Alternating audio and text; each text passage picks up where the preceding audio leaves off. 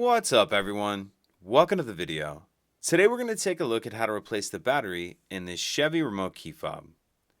This Chevy key fob is going to use replacement battery CR2032, and I'll put a link in the description box of this video to where you can purchase these batteries if you're in need.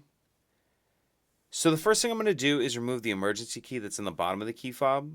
That's done by pressing this button here on the side that my thumb's on, and then the emergency key will pull out like that.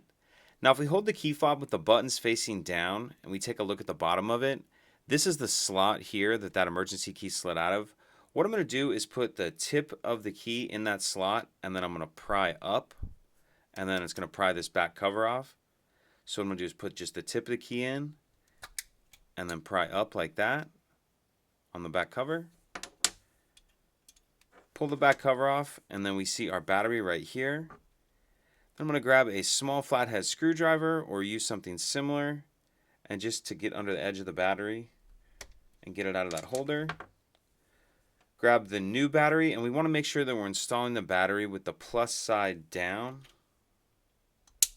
like that. And then snap the two halves of the shell back together. Slide our emergency key back in, and that's it.